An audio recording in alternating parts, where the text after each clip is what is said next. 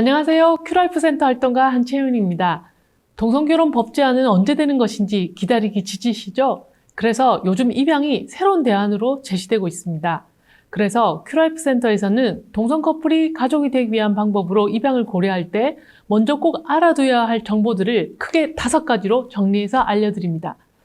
평소 관심은 있었지만 법과 관련된 일이라 어렵게 느껴졌던 분들이나 결정을 하기 전에 미리 고려해야 할 것들은 뭐가 있는지 신중하게 접근하고 싶은 분들에게 도움이 될 거예요. 먼저 그 5가지가 뭔지 목차부터 보여드릴게요. 1. 법적으로 어떻게 가능한지 원리를 파악합니다. 2. 입양 신청서 작성 및 제출을 어떻게 하는지 알아보고요. 3. 양부모, 양자관계를 맺을 때의 장점은 뭐가 있을까요? 4. 입양하고 유상상 속에 있어 문제가 생길 수는 없을까요? 요거 살펴보고요. 5. 외국인 입양이 가능한지, 가족관계 증명서에는 기록이 어떻게 남는지, 그런 남은 궁금증 등을 해결해 보도록 하겠습니다. 자, 그럼 첫 번째부터 시작합니다. 입양엔 여러 종류가 있습니다. 이걸 공부를 제대로 하려면 너무 복잡해요. 그래서 제가 간단하게 기억해 두실 것만 알려드릴게요. 우리가 활용하는 건 일반 입양이자 성인 입양이라는 것입니다. 일반 입양이란 자신을 낳아준 친부모와 친자관계는 그대로 유지하면서 동시에 다른 사람의 양자가 되는 것을 뜻합니다. 친부모는 그대로 있는 셈이니까 뭐죠?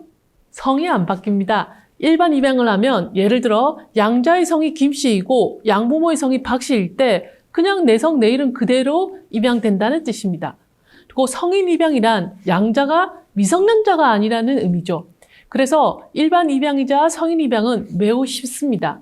국가의 입장에서는 혈연관계를 무리하게 끊는 것도 아니고 미성년자도 아니니까 성인 두 사람이 합의해서 부모 자식 관계를 맺겠다는데 반대할 이유가 없는 거죠.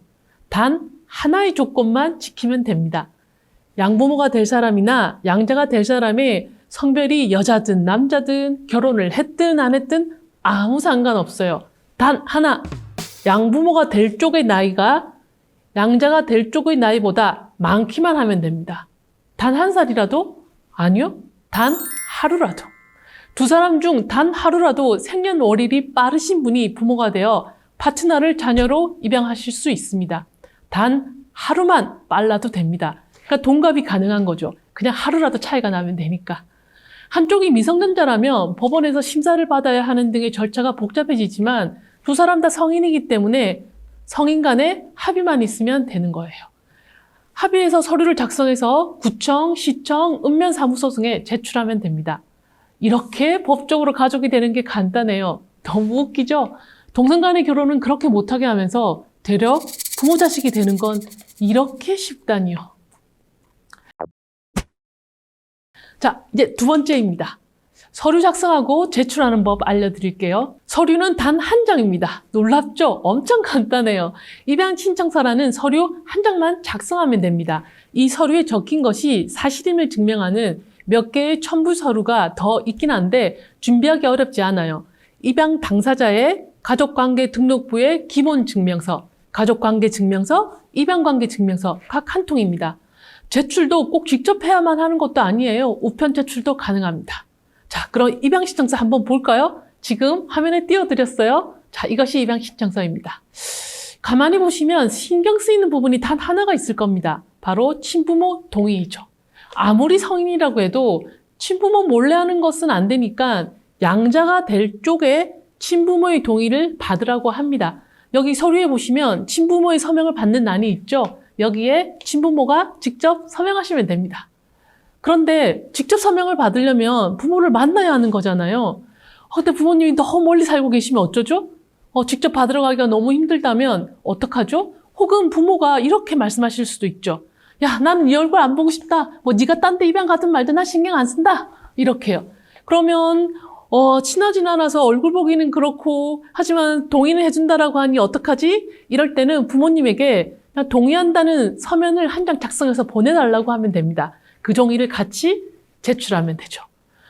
만약 친부모가 이미 돌아가셔서 안 계시거나 친부모랑 연락이 끊긴 지 너무 오래되어서 도대체 어디에 사는지를 전혀 알 수 없어서 동의서를 받을 수 없다면 동의서가 없어도 됩니다.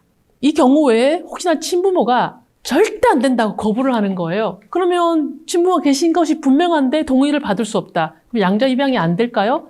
그때는 이 친부모의 거부의 사유가 정당하지 않다고 주장하며 가정법원에 부모 동의를 가름하는 심판 청구라는 걸 하면 됩니다. 그럼 가정법원은 부모를 부를 거예요.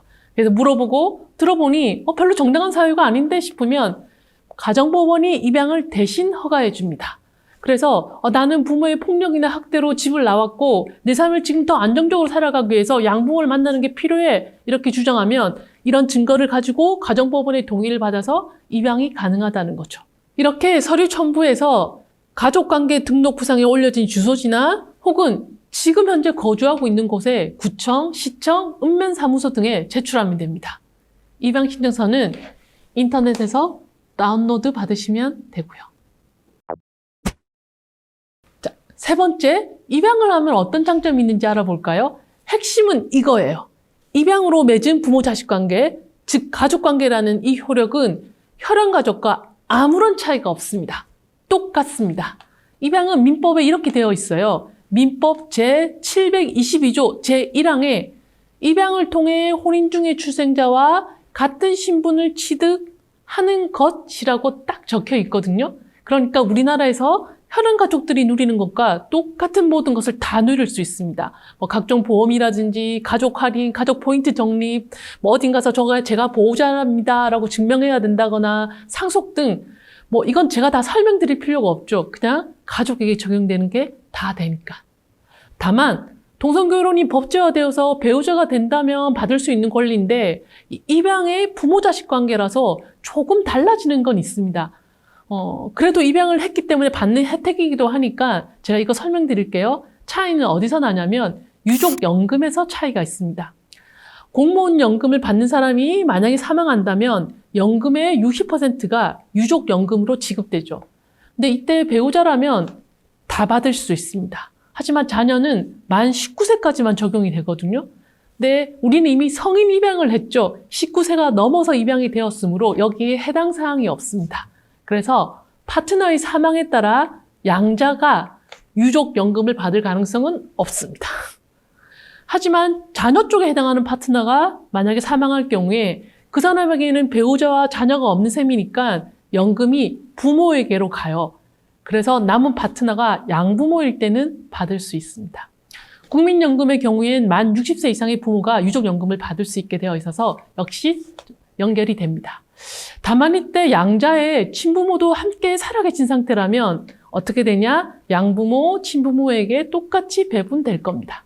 다시 정리드리면 유족연금의 경우엔 양자 쪽이 받을 가능성은 거의 없지만 부모 쪽이 받을 가능성은 있다. 이렇게 정리할 수 있죠. 장점으로 하나 더 말씀드리면 입양으로 맺은 관계는 파양 신청서라고 하는 한 장의 또 서류로 정리가 가능합니다. 좀 슬픈 일이긴 하죠.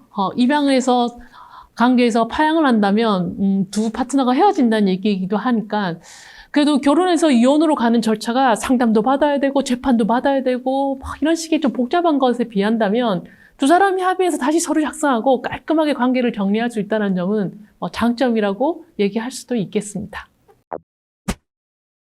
자, 네 번째 질문.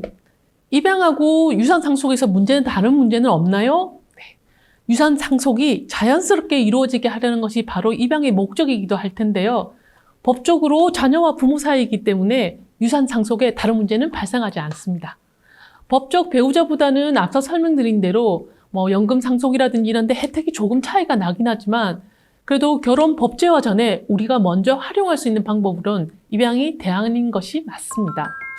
다만 흔치는 않겠지만 입양으로 인해 생기는 상속 갈등은 있을 수 있어요. 이건 미리 설명드리지 않으면 쉽게 예상하지 못하는 일이라 제가 혹시나 하는 마음으로 설명드리는 거예요. 조금 복잡하지만 한번 잘 들어보세요. 제가 앞서 일반 입양은 친부모와의 법적 관계는 그대로 유지된다고 말씀드렸어요. 즉 친부모와 친형제들과의 관계도 유지되고 양부모의 그 형제들과도 친족 관계가 오히려 새롭게 만들어지는 셈이기도 하죠. 그래서 이게 무슨 뜻이 되냐?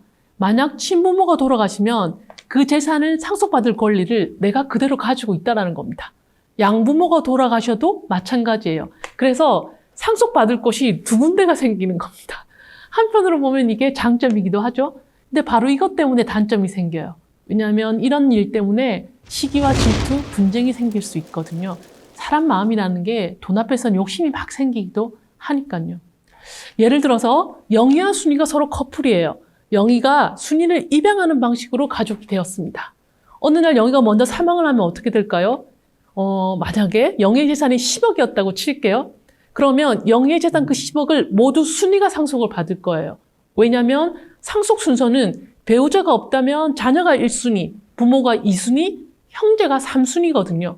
영희가 죽으면 1순위인 자녀 순위가 상속자가 되니 부모에게까지 순서가 안 가요. 그러니까 만약 입양을 안 했다면 영희의 부모님이 상속을 받았을 테고, 만약 영희의 부모님도 돌아가신 상태라면 3순위에 해당하는 영희의 형제들이 받을 수 있었던 거죠. 그러니 영희의 부모님과 형제들이 약간 속이 부글부글하지 않을까요? 그때 막 입양 자체를 무효화시키겠다고 소송을 걸거나 할 수도 있어요. 이런 식의 갈등이 생길 수 있다는 거죠. 그리고 또 이런 일도 생길 수 있습니다. 순이가 상속을 받고 얼마 있지 않아서 순이도 사망해요. 그럼 어떻게 될까요?